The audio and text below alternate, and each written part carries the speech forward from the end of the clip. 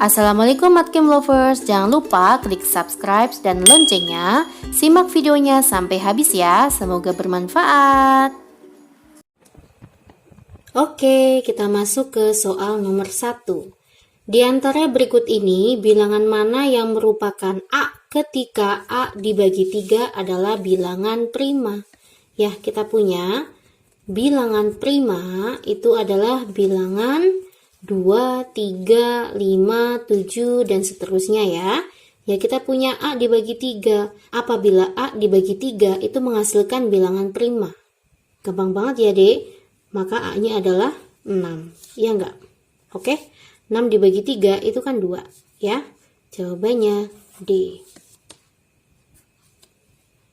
Oke, kita masuk ke nomor 2. Nomor 2 ini adalah tipe soal tentang cukup atau tidak cukup ya. Apa nih soalnya? Jika 90 dibagi K itu adalah bilangan bulat ya. 90 dibagi K itu adalah B. Apakah jika operasi ini K itu selalu bilangan bulat? Nah, ya. Apakah pernyataan 1 bisa mewakili? Kita coba cek ya. Jika K-nya lebih besar dari 1. Apakah K itu selalu bilangan bulat? Kalau lebih besar dari 1, misalkan saya pakai 1,5 deh. Ya, kita masukkan ya. Kan 1,5 juga lebih besar dari 1 kan? K-nya 1,5. Kita masukkan 90 dibagi 1,5 itu berapa, Dek? 60. 60 bilangan bulat bukan? Iya kan? Tapi K-nya itu bukan bilangan bulat. 1,5 adalah bilangan pecahan ya. Maka nomor 1 tidak bisa menjawab soal. Oke? Kita cek nomor 2. Apakah K itu selalu bilangan bulat? K merupakan kelipatan bilangan prima. Kita tahu bilangan prima apa aja, Dek? 2, 3, 5, 7, dan seterusnya. Ya, kelipatannya. Misal deh, kelipatan 2, saya ambil berarti K-nya adalah 4. 4 kan kelipatan 2 ya.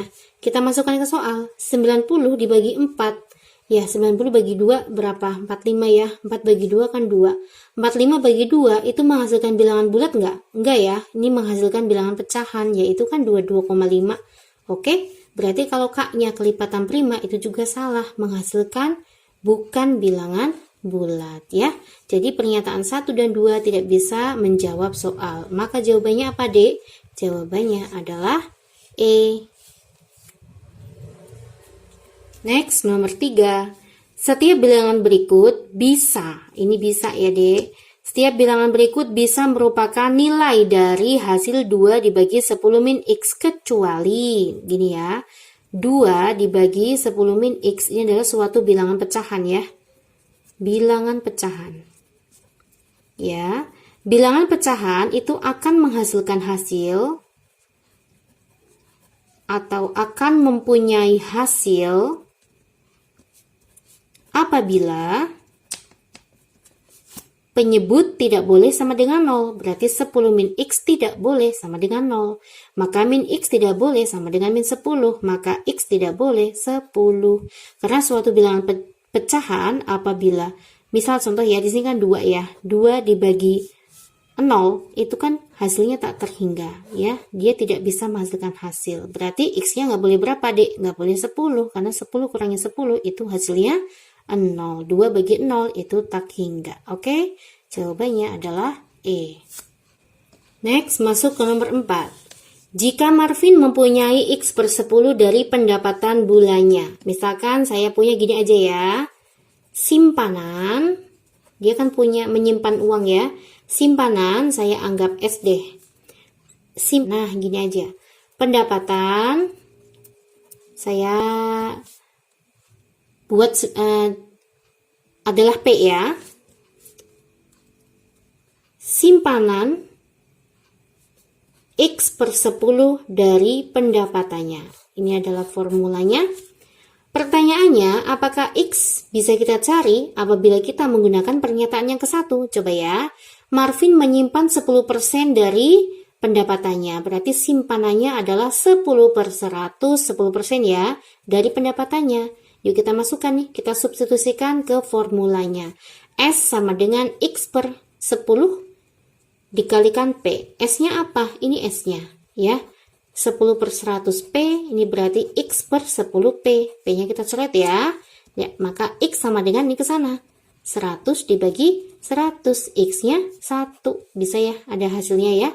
Maka poin 1 benar. Kita coba poin 2 ya. Poin 2. Pendapatan Marvin ya, pendapatan Marvin itu adalah 25.000. Apakah dengan informasi pendapatan 25.000 akan bisa menghasilkan nilai X? Kita cek ya. Kita tahu tadi formula awal S sama dengan X per 10P ya. Berarti S sama dengan X per 10, pendapatannya adalah 25.000. Kita bisa tahu nggak nilai X-nya? Nggak bisa ya dek, karena S-nya nggak ada. Simpanannya di soal nggak diketahui berapa ya. Maka nomor 2 tidak bisa mencari nilainya X. Oke, berarti yang benar itu hanya pernyataan yang 1 ya. Maka jawabannya adalah A. Pernyataan 1 saja cukup untuk menjawab pertanyaan. Next, kita masuk ke soal nomor 5. Berapakah nilai 0,03 dari Z? 0,03 dari Z. Berapa nih nilainya? Berarti intinya kita mencari nilai Z. Nah, ya bagaimana? Kita coba pakai pernyataan yang ke-1. 0,0008 adalah 0,02 dari Z. Apakah dari sini Z-nya bisa ketemu, Dek? Bisa ya. 8 bagi 2 kan 4. Maka jadinya 0,04 ya. Z-nya ada. Nanti ketemu deh. Oke. Pakai pernyataan yang kedua. Apakah kita bisa mencari nilai Z dari sini? 0,01 dari Z itu hasilnya adalah 0,0004. Apakah Z-nya ketemu, Dek? Ada ya. Ini tinggal ini bagi ini. Ya. 0,04. Oke, berarti 1 aja bisa, 2 aja bisa. Jawabannya apa, Dek? Jawabannya D, ya.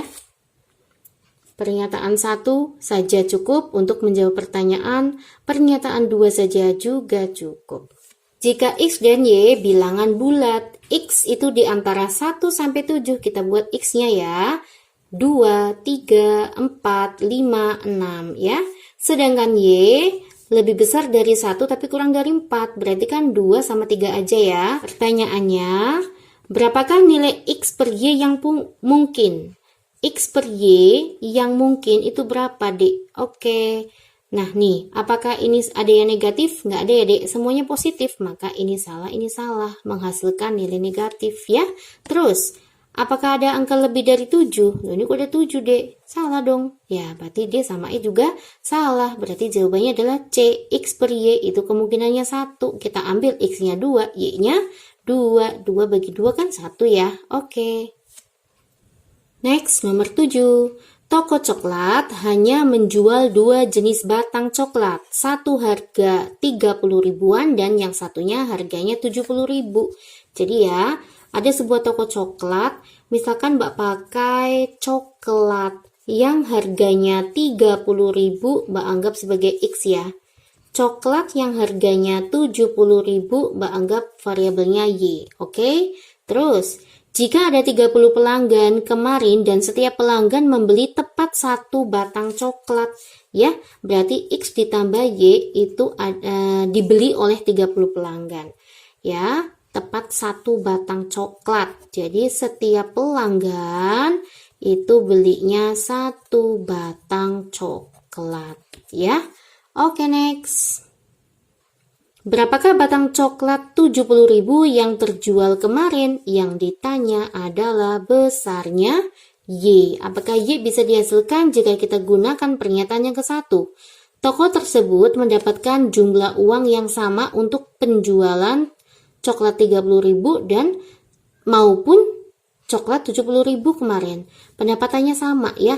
Berarti 30 ribu coklat yang dijual sebanyak X itu pendapatannya sama dengan coklat yang dengan harga 70 ribu ya. Kita kalikan Y.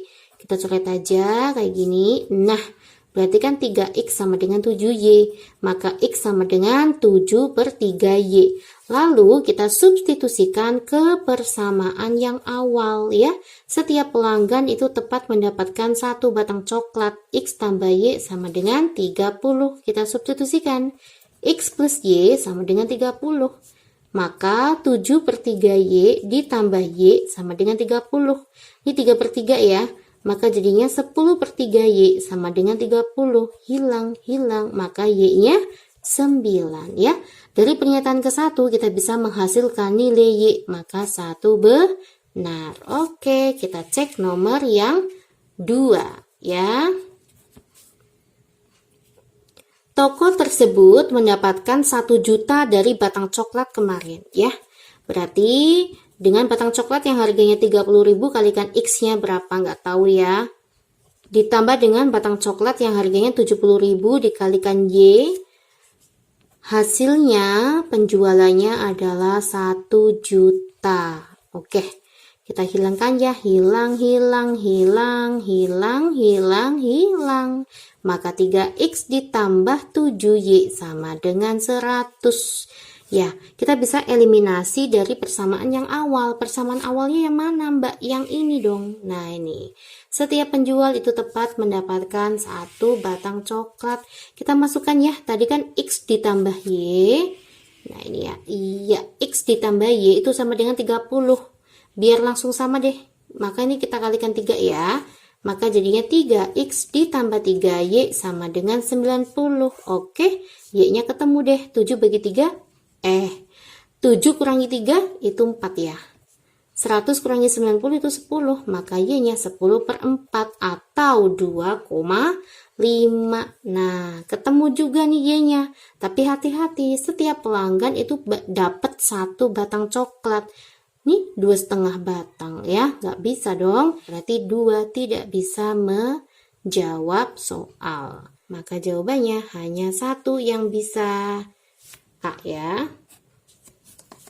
Oke guys, kita masuk ke nomor 8 ya. Nih, diketahui 1/11 ditambah 1/11 kuadrat. Hasilnya berapa, Dek? Ini penyebutnya udah sama ya. Ya tinggal atasnya kita jumlah. Nah, kayak gini kan? Ya udah selesai. 2 kuadrat itu 4. Akar 11 kuadrat 11. 4/11. Oke. Oke, kita masuk ke nomor 9 ya. Nomor 9, jika diketahui X kuadrat ditambah BX ditambah 26 sama dengan 8, tentukan nilai B. Dengan pernyataan ke-1, apakah bisa ketemu B? X ditambah 9 itu adalah salah satu faktor dari X kuadrat ditambah BX ditambah 26 sama dengan 8. Kalau dia merupakan salah satu faktor, maka X-nya langsung ketemu dek, min 9. Kita substitusikan begitu. Oh maaf. Kita substitusikan begitu ya. Yuk kita substitusikan. Apakah bisa menghasilkan B? Ya jelas bisa dong. Min 9 kuadrat kan 81. X-nya kita ganti min 9. Min 9B ditambah 26 sama dengan 8. B-nya bisa lah ya ketemu ya. Oke, berarti 1 bisa dong. 2, apakah bisa menghasilkan nilai B? Min 2 merupakan salah satu akar. Artinya X-nya sama dengan min 2 ya. Nah, ya tinggal disubstitusiin dong. X kuadrat ditambah BX ditambah 26 sama dengan 8. X-nya kita masukkan min 2. Bisa nggak B-nya ketemu? Bisa banget ya. Oke, berarti 1 bisa, 2 aja juga bisa. Jawabannya apa, Dek? Kalau 1 bisa, 2 bisa? D ya. Damai. Next, nomor 10. Sebuah lemari memiliki D laci. L ini memiliki D laci. Setiap laci mengandung hak wadah map. Berarti setiap D itu mengandung hak wadah map. Dan setiap map mengandung 20 manila. Ya dikali 20 manila. Oke. Berapakah map manila yang ada pada 3 lemari? Ini 1 lemari aja segini nih. Ya. Untuk mencari map manilanya, berarti kalau 3 lemari gimana Mbak? Ya tinggal dikalikan 3, DH 20, maka jawabannya 60 D Oke, jawabannya D. Bisa ya, Dek?